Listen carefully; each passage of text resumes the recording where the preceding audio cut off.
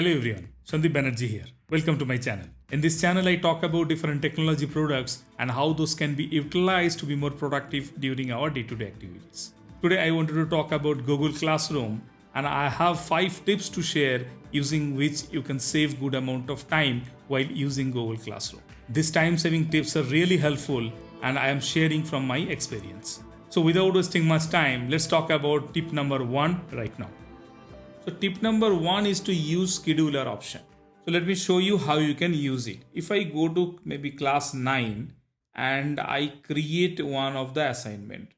If I click on classwork tab and click on create button and then click on assignment, I'll get couple of options here. So starting with the title, let me type test 1 as an example. And after that, if you go to this particular drop down, you will be able to see that schedule option is there.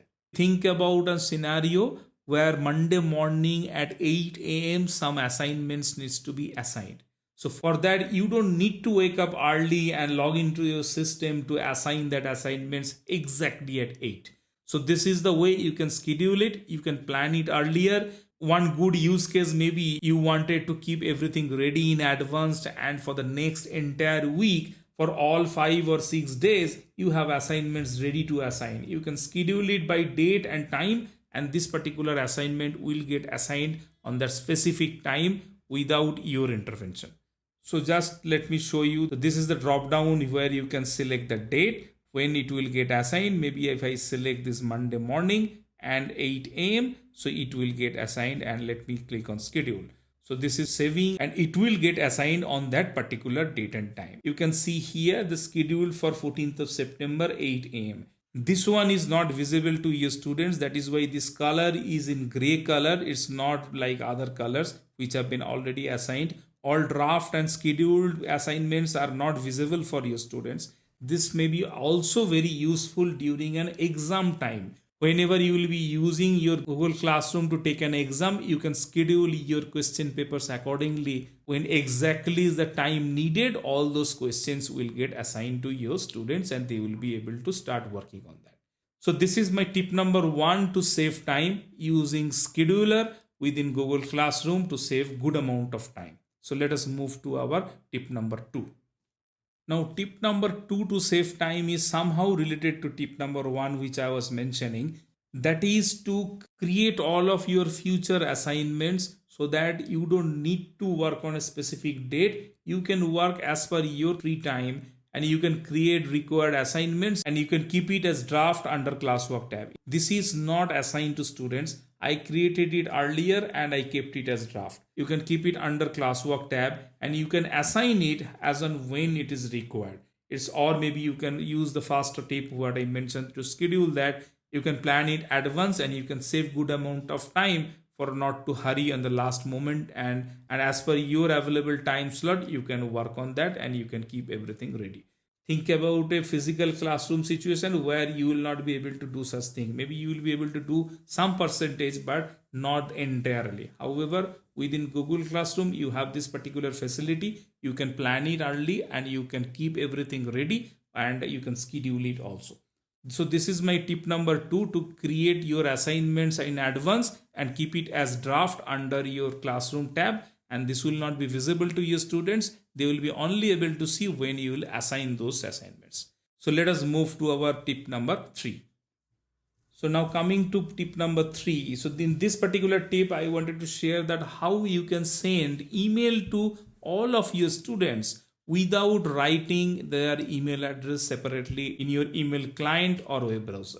So normally how you can do it, maybe if you're using Gmail to send emails, you need to open Gmail and there you need to compose a new email and you need to type all those addresses. So that is not needed. Within Google Classroom, we have a facility available. Now to do that, we need to go to this people tab, and under that you can see there all of the students are here. And you can select specifically, or if you click on this particular checkbox, everyone will get selected. Now, if I go to this drop down actions and click on email, then an email client will open and you can see that all those addresses will be auto populated in that composed email. So let's see once it opens. Yes. you can see that in BCC, all of the email addresses are mentioned. Now, once you will be sending this email, everyone will get this email, but they will not be able to see these addresses separately because those are mentioned in BCC, which is black carbon copy, right? So they will not be able to get it. If you wanted to move it to 2, you can select all these addresses and you can move there. However, this is one of the very quickest option available within Google Classroom, so that you can invoke your Gmail from there only and you will be able to send an email.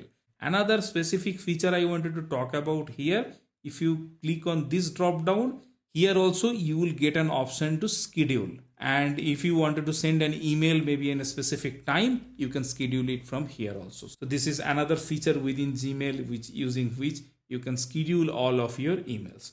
So this is my tip number 3 to save some time, that is to send email to all of your students using a single click and without typing those all email addresses separately. Let us move to our next tip.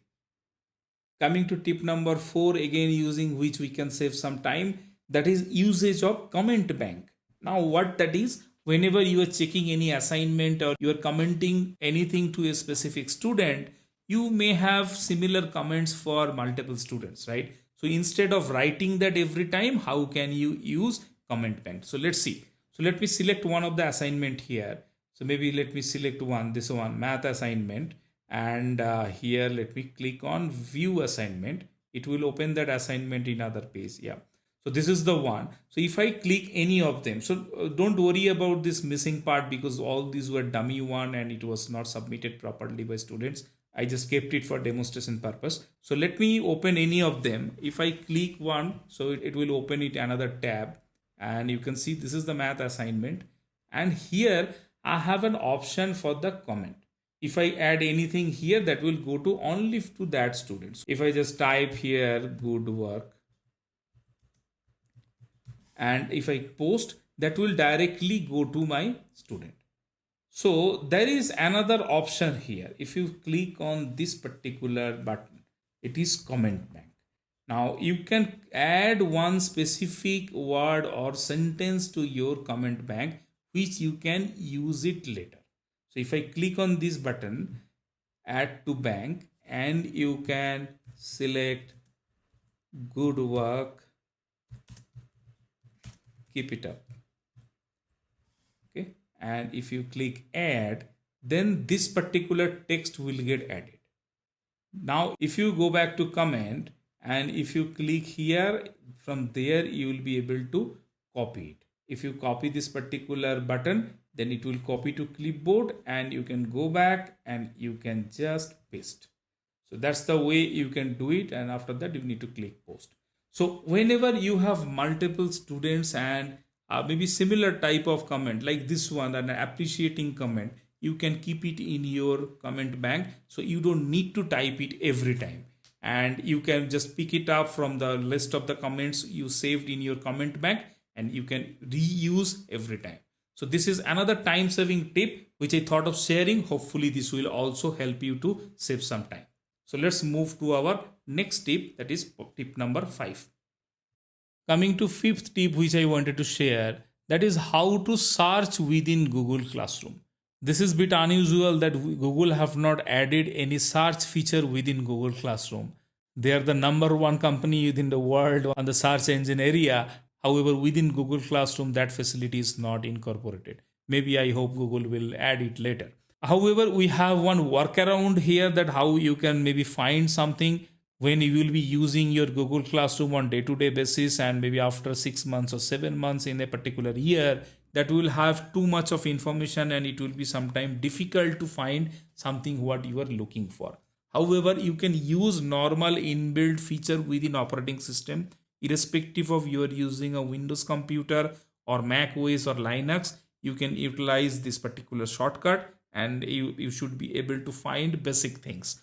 So how to use that? Let me show you. Currently I am in this classwork tab, and here are the normal feature within web page. To use Command F in case you are using a Mac computer, or Control F in case you are using Windows or Linux. And if you try to find something here, you can type it further. Like, let me just write science. And you can see that once I'm typing, it's already highlighting wherever science is written. And this one instance is just two instance. And after I typed, you can see there are 3 total instances. If I click using this next button, it will take me to all those areas, right? So you can see another one topic is here. So this is the same topic which is listed in the left part. So there are 3 signs which are available within this particular page. So it's a very basic feature of operating system and web browsers. However, considering Google have not provided any search facility within Google Classroom, we can utilize this basic feature to find out our maybe main topic heading and other ways so that we can locate some of our information which are required. So hopefully you will be able to utilize it. So this is our tip number 5 on how to run a basic search within Google Classroom. Hopefully these tips were helpful and you will be able to save some time during your real life teaching experience. In case you like this video, give it a thumbs up. Also consider subscribing to my channel in case you wanted to watch similar content in future. If you also wanted to learn more about Google Classroom, I have a full course available in Udemy and I have included that particular link in the description tab. You can also refer the playlist I included in this particular video for similar Google Classroom related tips and videos. Thank you for your time. Hope you enjoyed this video. We'll see you in one of my next video. Thank you.